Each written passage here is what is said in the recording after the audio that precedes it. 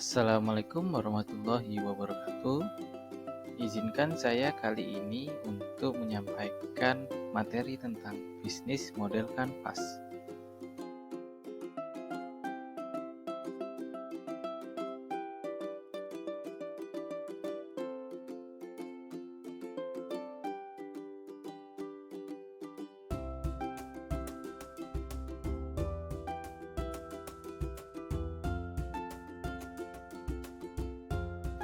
Bisnis model kanvas.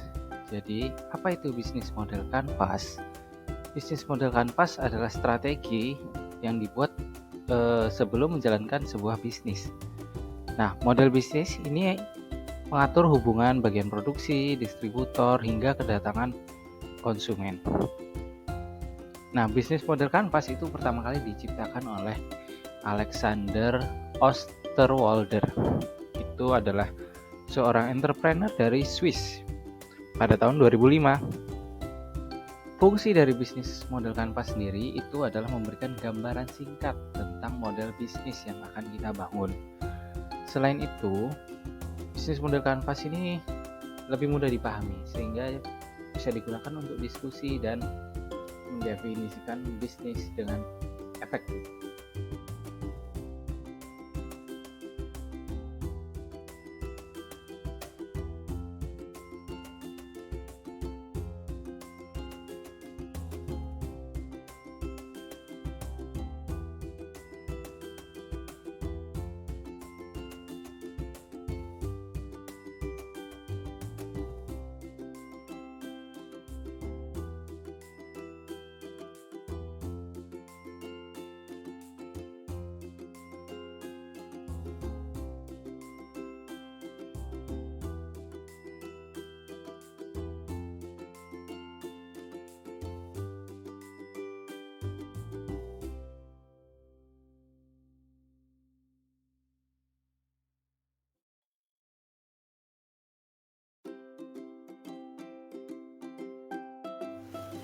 Selanjutnya, terdapat 9 elemen pada bisnis model kanvas. Yang pertama adalah customer segment, kedua value proposition, yang ketiga adalah channels, yang keempat adalah customer relationship, yang kelima adalah revenue streams, yang keenam key activities, yang ketujuh key resource, yang kedelapan key partnerships, dan yang kesembilan adalah cost structures. Nah, 9 elemen ini akan kita bahas masing-masing pada slide selanjutnya. Elemen ini akan kita bahas dan kita definisikan sebagai pertanyaan yang bisa kita jawab. Elemen yang pertama yang akan kita bahas adalah value proposition. Di value proposition sendiri, ini kita bisa menjawab pertanyaan mengapa orang memilih untuk menggunakan produk kita, atau juga apa keunggulan bisnis atau produk kita dibandingkan kompetitor. Dalam kata lain, istilahnya apa yang bisa Anda tawarkan lebih jika dibandingkan dengan produk kompetitor. Selanjutnya adalah channels. Channel sendiri adalah bagaimana cara pelanggan dapat mengetahui produk yang kita tawarkan, atau juga bagaimana cara produk bisa sampai ke tangan pelanggan, misalkan lewat iklan ataupun platform lainnya. Selanjutnya adalah customer segment. Customer segment ini kita menentukan siapa yang akan membeli produk kita. Selain itu juga siapa yang mau membayar bisnis atau produk kita, misalkan seperti sponsor dan lain-lain.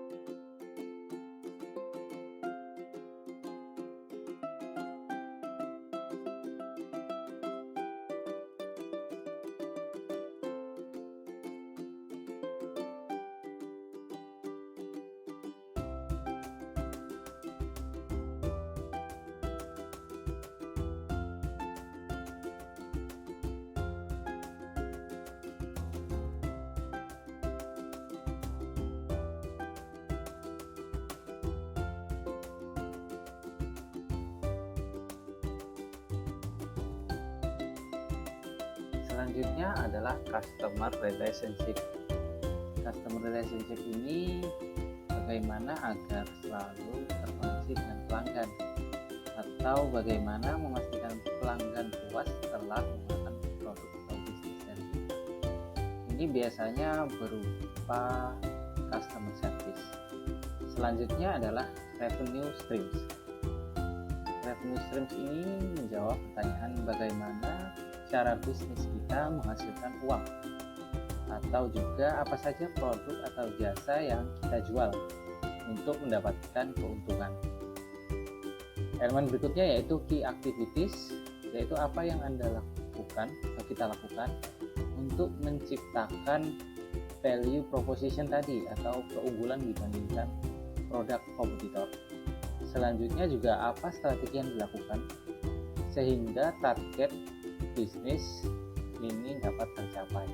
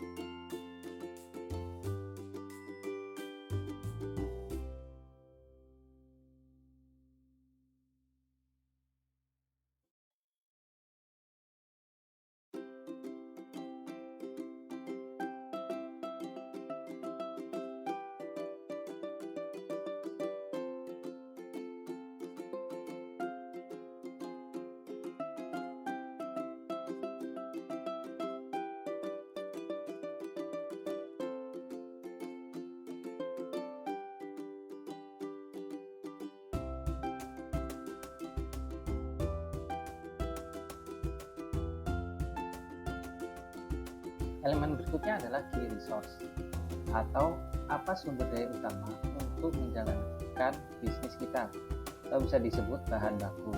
Yang selanjutnya adalah apa aset yang dibutuhkan agar bisnis kita dapat bersaing, misalkan seperti mesin ataupun yang lainnya. Selanjutnya adalah key partnership. Key partnership ini adalah siapa yang dapat memenuhi kebutuhan perusahaan atau bisnis kita di luar key activities-nya. Jadi maksudnya ini adalah pihak ketiga yang kita butuhkan sebagai supplier dari bisnis kita.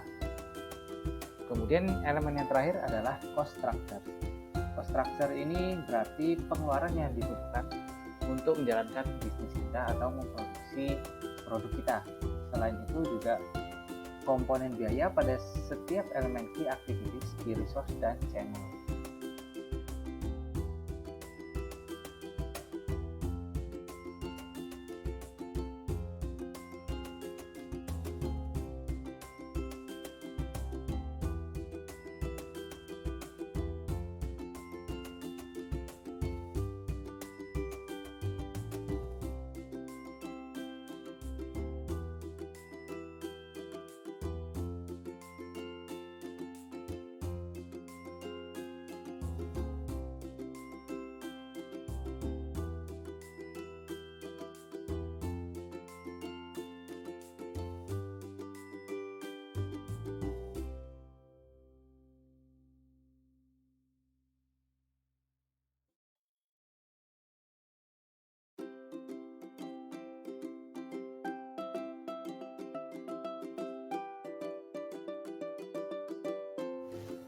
Nah, yang terakhir, mari kita simak contoh dari bisnis model kanvas yang sudah terisi.